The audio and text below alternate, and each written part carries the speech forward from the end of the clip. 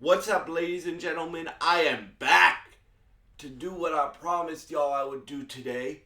Review Creature Commandos, the season finale for season 1. Now, I have a lot to say about the series as a whole in this video because I didn't really dive into my critiques of it until I watched the whole show. But so we'll get to that in a minute. I really liked this episode. I really liked this whole show, as you guys know if you saw my 23-minute video yesterday. But for me, you guys know how hyped I've been for the DC Universe to start.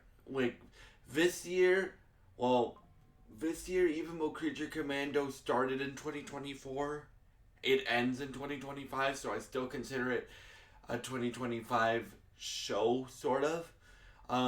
This year we get Creature Commandos, Superman in July, and Peacemaker Season 2 in August. And bro, James Gunn nails the first project. Now again, I have a few criticisms that I hope James Gunn takes into consideration for Season 2, because this got renewed for Season 2. But I love this show, man. Like James Gunn and his TV, this. Do I like this as much as Peacemaker? No, but I really, really, really like this show. If you don't know, Peacemaker is one of my favorite shows of all time because how funny it is. This has that sense of humor. If you do not like James Gunn's other movies, so Guardians of the Galaxy, the trilogy of that, Suicide Squad, Peacemaker, you will probably not like this show.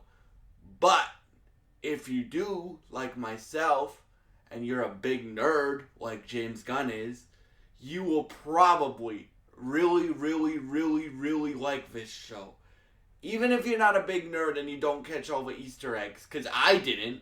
Shout out to Charlie Emergency Awesome, the Heavy Spoilers Show, who else? Boba Talks. Shout out to all those creators for helping me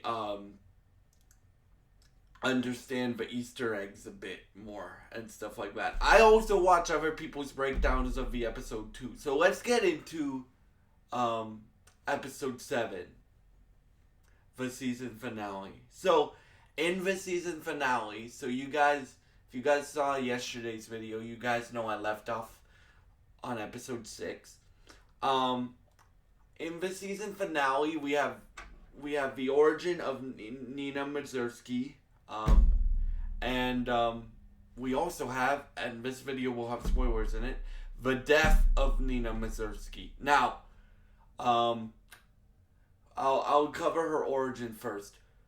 James Gunn and his origins. The only character I don't think that James Gunn wants you to feel sympathy for is Frankenstein.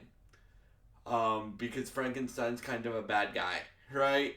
Well, and I said all the things about David Harbour's performance as Frankenstein yesterday in yesterday's video, but he did a great job. I hope we see more of his character. And so James Gunn, this is probably one of the saddest things that James Gunn's ever done, right? Because, okay, so Nina is born with a bunch of birth defects, including her lungs are on the outside of her body, so she can't breathe, right? So her dad is a really, really, really, really smart doctor and scientist. So he builds her a breathing apparatus, and they're walking around and stuff like that. His wife, so Nina's mother, leaves him because she doesn't think he can live much of a life. And I disagree with that. And the reason I disagree with that is that basically she basically has a disability, y'all. And shout out to my parents and the other parents like my parents who learned about their kids' disability and um, uh, and and treated us all like normal kids, right? With like they don't see us as just the disability, and I feel that's what the mom in this show, so Nina's mom, did. She saw just the disability, not how she can live. But so basically, what happens is in order to make Nina's life a bit easier, um, he tries to do another experiment where he merges her DNA with with aquatic creatures, but the experiment goes uh, super wrong, and he basically turns her into a fish. As if you guys have watched the show, you see her body and how it looks, right? Um, so her intelligence is there, but she looks like a fish, and she has to wear like this suit with water, or she'll die because she can't breathe above water. Right?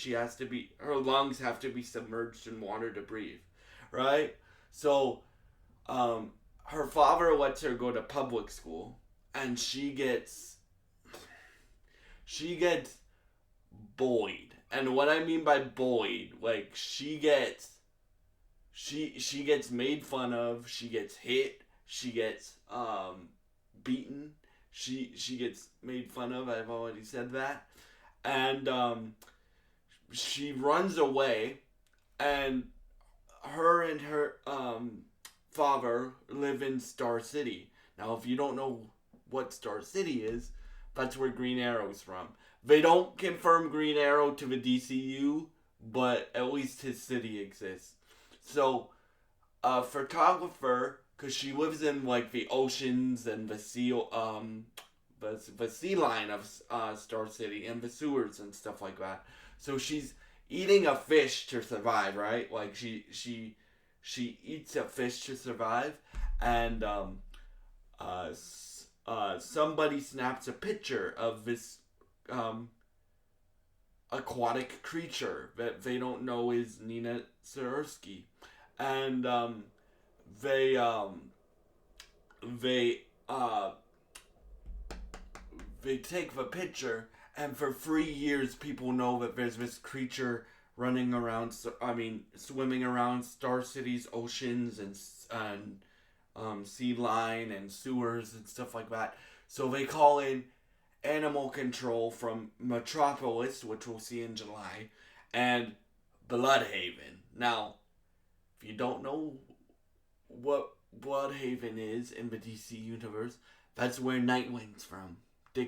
Or that's where Nightwing goes. Like, that's Nightwing's section of the DC universe, right? Like, that's like his Gotham, right?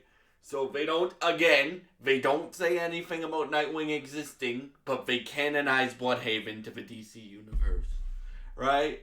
And then, so she gets caught by animal control, right? And her father, this is really sad, bro. A lot of these origins made me, well, Weasel did make me cry. Like, the Weasel episode, it did make me cry, right? But a lot of these origins are really sad, bro. Because the point of this show is to show that humans, or the humans in this universe, can just be can be more monstrous than the monsters can be, right? So, like, you have the princess who I'll get to that in a minute. So basically, the father is running up to his daughter, telling the cops, look, she can't breathe, put her underwater. And and when she left to live in the sewers, she's like, I'm sorry for being a burden on you, Dad. Or I forget if she uses dad or father, but dad. and she sees her dad, but keep in mind, like, she doesn't have her helmet on or her suit, so she can't talk, right? Because she's basically suffocating, right? So he goes, Nina, you were never a burden. You were the biggest gift in my life, right? And then he gets shot in the back and passes away. So that's how dark it is. How dark her origin story is, and then that's how she ended up with Amanda Waller, and in Belle Reeve, and yeah. So now let's get to the modern day stuff because so basically the modern day stuff.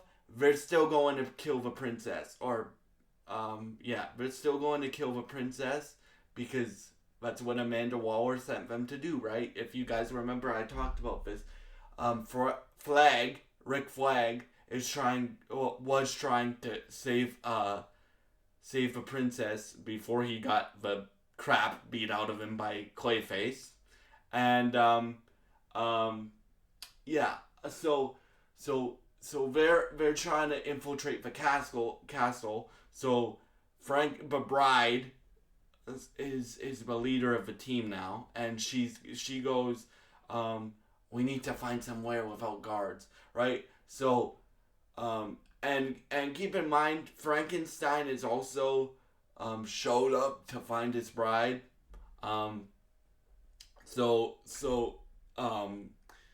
he Weasel takes out one of the knights and one of her guards, and then they start to sneak in. And Frankenstein's like the Hulk, so he climbs up the building and is like, "My love." I can't do a good David Harbour impression. Excuse me. My love, Rick Flag said not to kill the princess because, and then she shoots him 5 times, and he falls off the building, and then she jumps down, and he tries to warn her again. My love, Rick Flag, shoots him again and says, "Save it for hell," or something like that, or save it when you go to hell, right? Because I covered this in yesterday's video.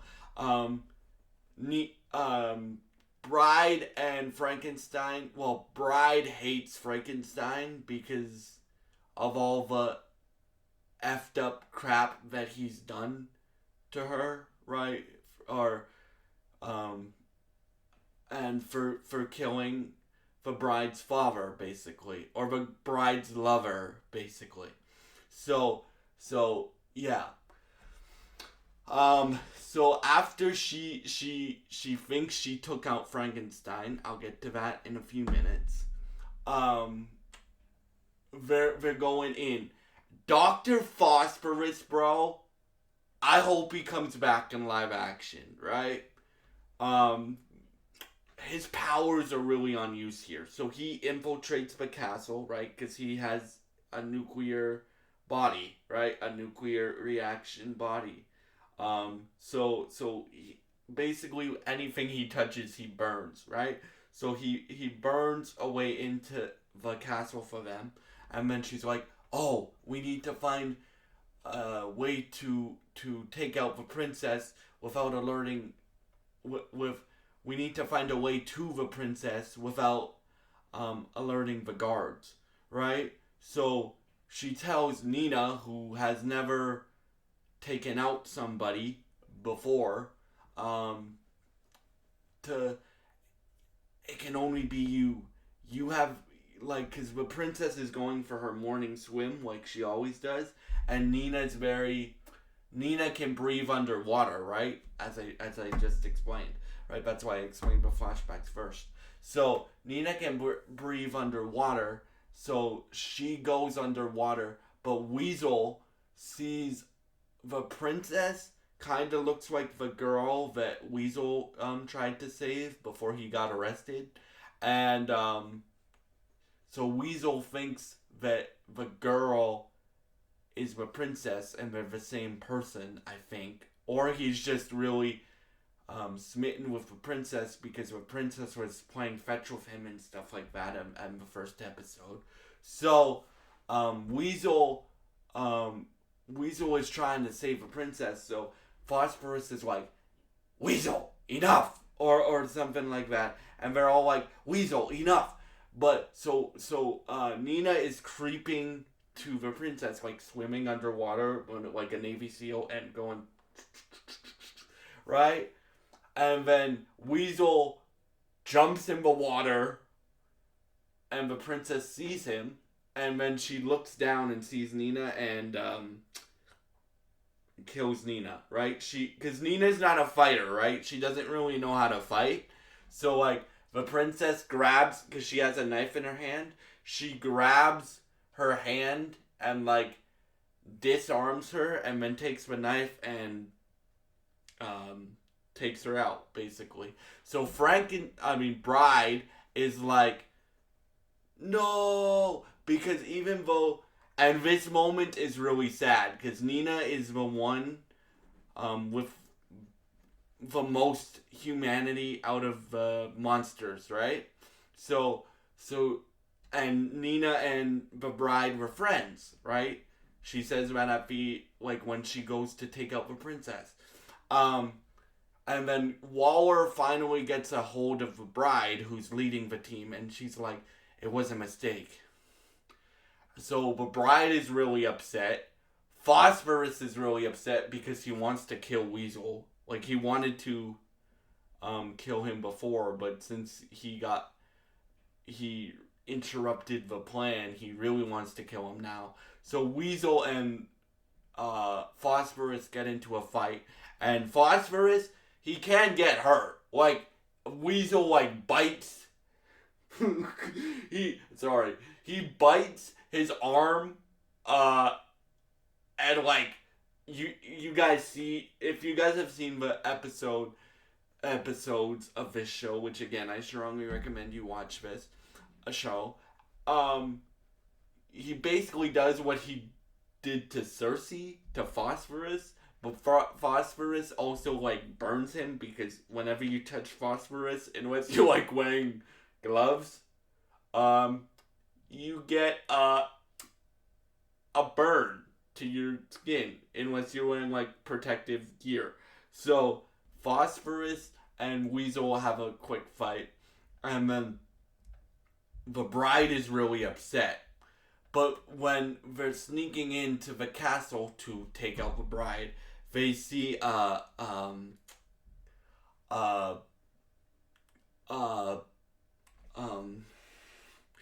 security tape of Clayface and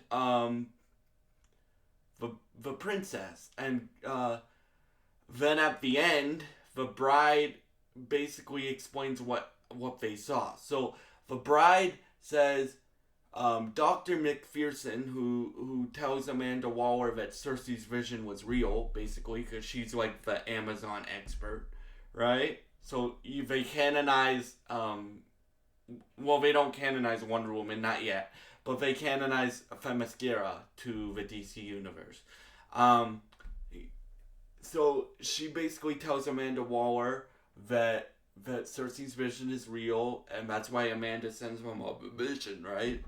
So then the bride and the princess and her knights find out about it. So then they're like, oh crap, we need to hire somebody to fix this, right? Because the princess is the main villain of the show, basically, right? And Rick Flag doesn't see it because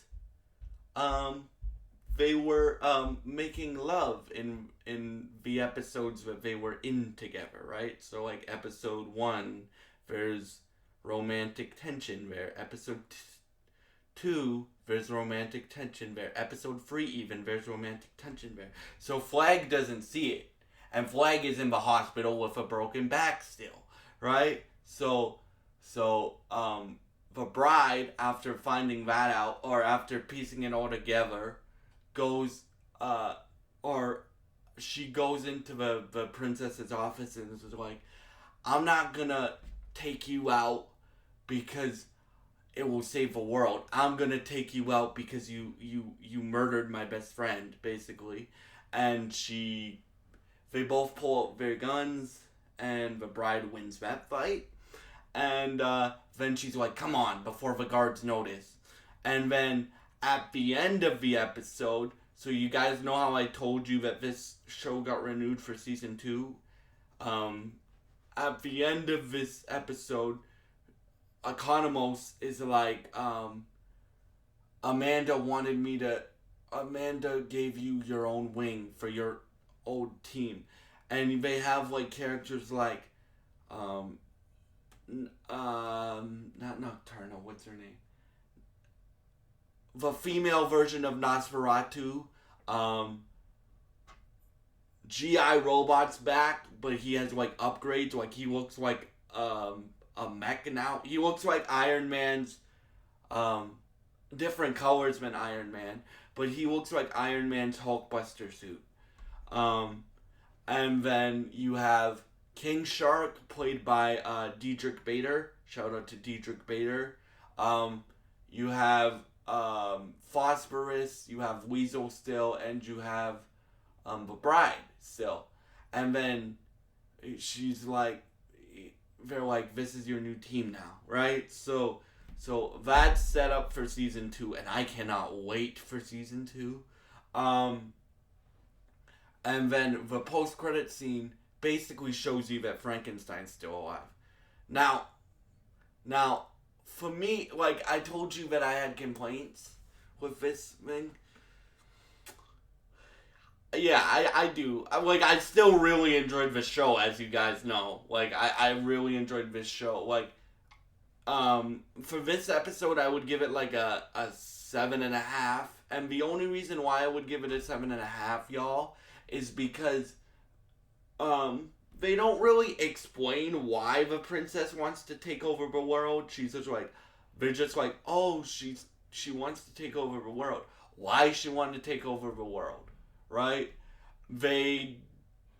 You see Rick Flag for like 5 seconds in the season finale, and we know that he's gonna be in Superman and Peacemaker, right? So are they gonna reference, oh, Clayface broke my back, so how are you able to walk again, Rick Flag? Do you have like a robotic spine, right? Or something like that.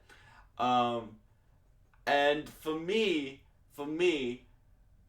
my constructive criticism that I hope James Gunn and whoever creates this show with James Gunn take is more episodes and longer episodes. Now, what he does in this show with because most of the episodes, like the finale is 28 minutes long, right? And again, I still really enjoyed this show. Like, out of a whole, I would give this series, this season of this series, a 9.5 out of 10. I really enjoyed this show. But for me, you need to build up why the villain wants to take over the world. You can't just say, oh, I want to take over the world. Why do you want to take over the world? Right? And I would have liked to see more of Rick Flag, and why is he in Superman? How does he become the director of Argus? Yes, Frank Grillo confirmed that he's the director of Argus in Superman. How? Right? Because Amanda Waller still exists, and she doesn't get in trouble at the end of Creature Commandos. So how? And yeah, like, for me, like, most of the episodes, y'all, besides the last one, episode 7 is 28 minutes long. Episodes 1 to 6 are like 25 to 22 minutes long. And again, I really enjoyed this show. Like, for me, James Gunn used those 22 minutes perfectly, bro, to tell more stories. But reason why I wanted it longer is you can dive into more like depth with the characters and stuff like that if you make them a bit longer, right? And it's only 7 episodes, y'all, right? It's only 7 episodes. For season 2, I would at least like to see I would at least like to see 8, but more preferably 10 episodes would be great if they could do 10 episodes. And they could increase the length a bit to like 30 minutes. And yeah. So those are like my 2 complaints. Overall, I would give the series like a 9.5 out of 10, like I said. And I cannot wait until we see what's next for the DCU, which will be Superman. And I hope we get the second trailer for Superman at the Super Bowl in a few weeks.